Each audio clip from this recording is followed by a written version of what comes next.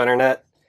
I am going to read the fifth and final speech from the character known as B in Daniel Quinn's The Story of B. This speech, like some of the others, this one's probably the longest of all of them. This one's called The Great Remembering. If you've listened to some of these speeches that I've done, you might recall that the first one is called The Great Forgetting. I would recommend checking out the other speeches. This one will make sense as a standalone speech, but it will make a lot more sense if you check out the other ones first. So I'll link the playlist for B's speeches in the description of this video.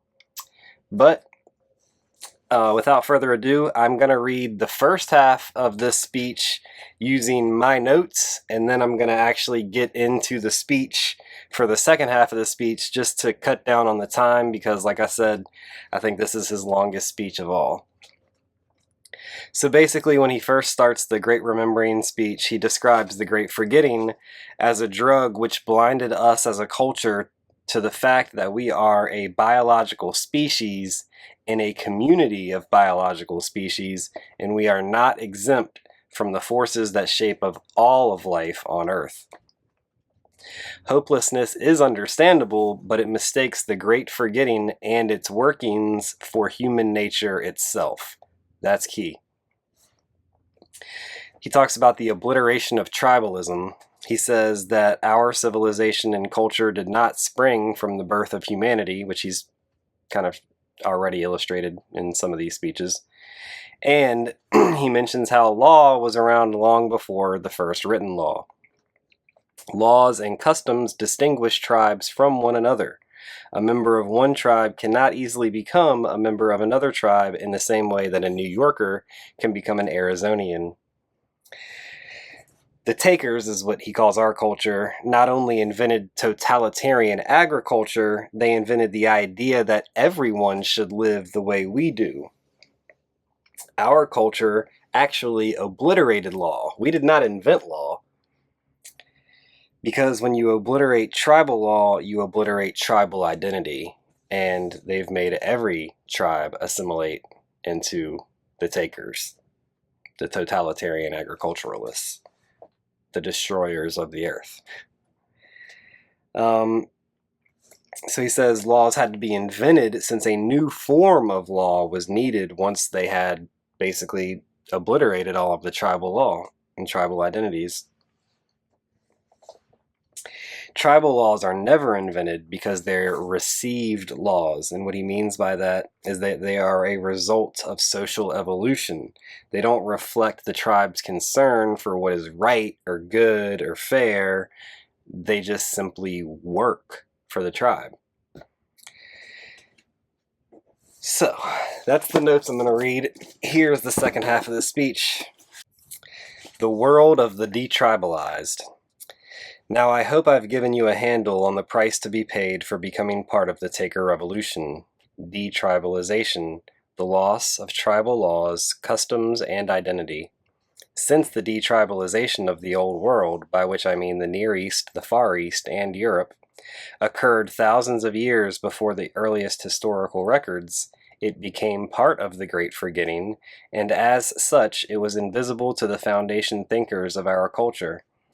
As they reconstructed it in imagination, the first humans were just proto-urbanites, farmers without farms, villagers without villages, city dwellers without cities. They couldn't possibly have imagined a whole world of tribal peoples becoming detribalized, or, more importantly, what it meant to become detribalized. When they looked into the past, they saw people setting out to build civilization, being already innately inclined toward civilization. When we look into the past, no longer under the influence of the Great Forgetting, we see something very different. People inadvertently, but systemically, obliterating a highly successful lifestyle, then scurrying like mad to knock together something to replace it with. We've been scurrying ever since, and every year our legislators and political thinkers go back to work at the ceaseless task of trying to knock together something as workable as what we destroyed. People will sometimes charge me with just being in love with tribalism. They say to me, in effect, if you love it so much, why don't you just go do it and leave the rest of us alone? Those who understand me in this way totally misunderstand what I'm saying. The tribal lifestyle isn't precious because it's beautiful or lovable or because it's close to nature. It isn't even precious because it's the natural way for people to live. To me, this is gibberish. This is like saying that bird migration is good because it's the natural way for birds to live, or like saying that bear hibernation is good because it's the natural way for bears to live. The tribal life is precious because it tested out. For 3 million years, it worked. It worked for people the way nests work for birds, the way webs work for spiders, the way burrows work for moles, the way hibernation works for bears. That doesn't make it lovable. That makes it viable. People will also say to me, well, if it was so wonderful, why didn't it last? The answer is that it did last. It has lasted right up to right now. It continues to work, but the fact that something works doesn't make it invulnerable. Burrows and nests and webs can all be destroyed, but that doesn't change the fact that they work. Tribalism can be destroyed, and indeed has largely been destroyed, but that doesn't change the fact that it worked for 3 million years and still works today as well as it ever has. And the fact that tribalism works doesn't mean that something else can't work. The trouble is that our particular something else isn't working, doesn't work, and cannot work. It bears with it its own seeds of destruction. It is fundamentally unstable, and unfortunately, it had to reach global proportions before the nature of its instability could be recognized. It's important to realize that ours wasn't the only lifestyle experiment going on at this time. Birds experiment with nests. That's how nests evolved in the first place, and it's how they continue to evolve. Moles experiment with burrows. That's how burrows evolved in the first place, and it's how they continue to evolve. Spiders experiment with webs. That's how webs evolved in the first place, and it's how they continue to evolve. We can't know what experiments in human culture were made in the old world. They were all obliterated by the Taker experiment. But we know a lot about experiments that were made elsewhere. What's fascinating about them is that these cultural variants were being tested just the way variants within a species are tested. What worked survived, what didn't was pitched, leaving behind its fossilized remains. Irrigation ditches, roads, cities, temples, pyramids. People everywhere were looking for alternatives to the traditional tribal way of making a living, hunting and gathering. They were looking at full-time agriculture and settlement, but if their particular experiment didn't work, they were prepared to let it go, and they did so again and again. It used to be considered a great mystery. What became of these ancient builders who carved strange cities out of the jungles and deserts? Were they whisked away into another dimension? No. They just quit. They just went back to something they could count on to work. What made the Taker experiment different from all of these was its very quirky belief that the Taker way was the way people were meant to live. People everywhere, forever, no matter what. To the Takers, it didn't matter whether it worked. It didn't matter if people liked it. It didn't matter if people suffered the torments of hell. This was the one right way for people to live. This bizarre notion made it impossible for people to give it up, no matter how badly it was not working. If it doesn't work, you'll just have to suffer. If it doesn't work, suffer. And suffer they did. It's not hard to figure out what made people cling to the tribal life and makes them cling to it wherever it's still found today. Tribal peoples have their full share of suffering to do, but in the tribal life, no one suffers unless everyone suffers. There's no class or group of people who are expected to do the suffering, and no class or group of people who are exempt from suffering. If you think this sounds entirely too good to be true, check it out. In the tribal life, there are no rulers to speak of. Elders or chiefs, almost always part-time, exert influence rather than power. There's nothing equivalent to a ruling class or to a rich or privileged class. There's nothing equivalent to a working class or to a poor or underprivileged class. If this sounds ideal, well, why shouldn't it be? After 3 million years of evolutionary shaping, you shouldn't be surprised that natural selection has organized geese in a way that works well for geese. You're not surprised that natural selection has organized elephants in a way that works well for elephants. You're not surprised that natural selection has organized dolphins in a way that works well for dolphins. Why are you surprised that natural selection organized people in a way that worked well for people? And conversely, why should you be surprised that the founders of our culture, having obliterated a lifestyle tested over a period of 3 million years, were unable to instantly slap together a replacement that was just as good? Really, the task was a formidable one. We've been working at it for 10,000 years. And where are we? The very first thing to go was the very thing that made tribal life a success: its social, economic, and political egalitarianism. As soon as our revolution began, the process of division began. Between rulers and ruled, rich and poor, powerful and powerless, masters and slaves. The suffering class had arrived, and that class, as it would always be, was the masses. I won't repeat a tale everyone knows. Just a few thousand years separates the bare beginning of our culture in rude farming villages from the age of the god kings, when the royal classes lived in mind-boggling splendor, and all the rest, the suffering masses, lived like cattle. At last we've entered the historical era. The great forgetting was complete. The tribal life had been gone for thousands of years. No one in the entire civilized world, east or west, remembered a time when perfectly ordinary people, the kind of people who now made up the suffering masses, lived well, and human society was not divided into those who are expected to suffer and those who are exempt from suffering. Everyone thought it had been this way from the beginning. Everyone thought this was the nature of the world and the nature of man. They began to think that the world is an evil place. They began to think that existence itself is evil. They began to think, and who can blame them, that there was something fundamentally wrong with humans. They began to think that humankind was doomed. They began to think that humankind was damned. They began to think that someone needed to save us. It's important for you to see that none of these ideas sprang from the tribal life, or you could imaginably have sprung from the tribal life. These are ideas you expect to find welling up among people leading anguished, empty lives. You can make people live like cattle, but you can't make them think they're living well.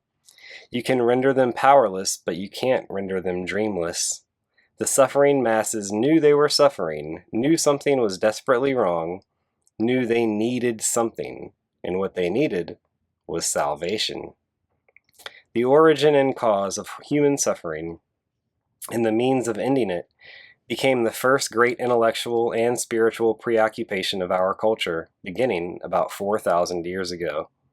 The next 3 millennia would see the development of all those religions that were destined to become the major religions of our culture: Hinduism, Buddhism, Judaism, Christianity, and Islam, and each had its own theory about the origin and the cause of human suffering, and its own approach to ending it, transcending it, or putting up with it.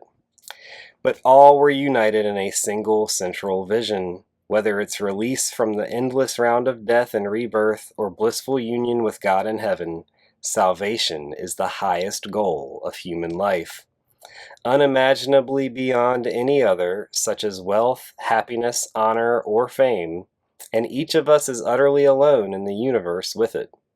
There is no marketplace in which nirvana or merit or grace or the forgiveness of sins can be purchased. No parent or spouse or friend can obtain salvation for you by any means whatever. And because nothing remotely compares with it in value, salvation is the one thing about which you may be totally and blamelessly selfish. Your salvation need not take second place to anything: friendship, loyalty, gratitude, honor, king, country, family. In the entire universe of possibilities, not a single one of them takes precedence over your salvation, and anyone who asks you to put something ahead of it is asking too much, no matter what it is, and may be refused without the slightest hesitation, reservation, or apology. Is B the Antichrist?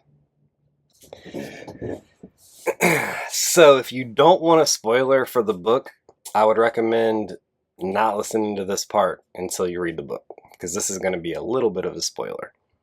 Not totally. You can still read the book and get a lot of enjoyment out of it, even if you did listen to this. But it's kind of a little spoiler, a little bit. All right? Just heads up.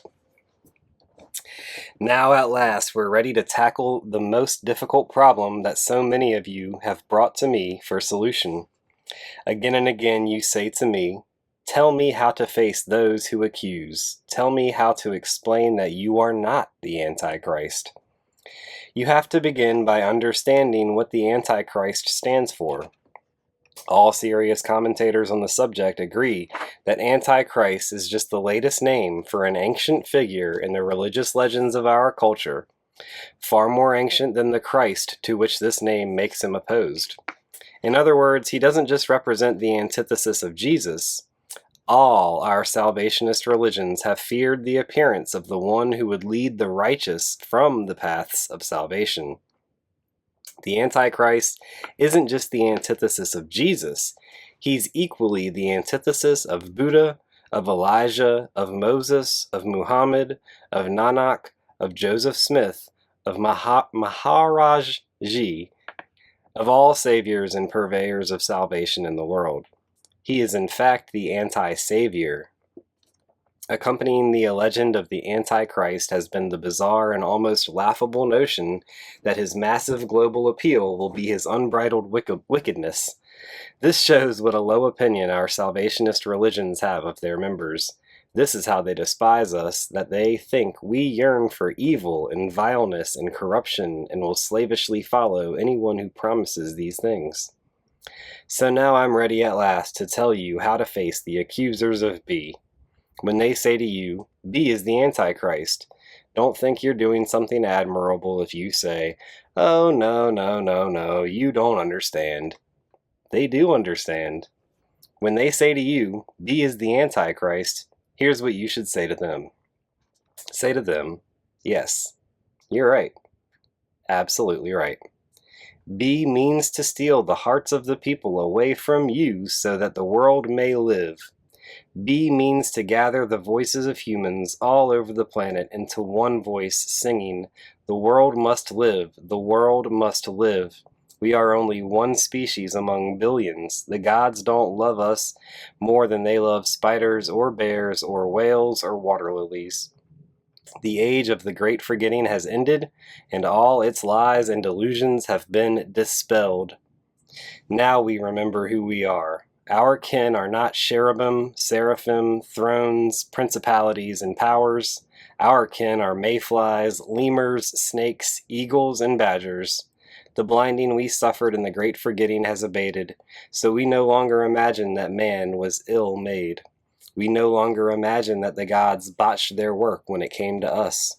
We no longer think they know how to make every single thing in the whole vast universe except a human being. The blinding we suffered in the great forgetting has passed, so we can no longer live as though nothing matters to us.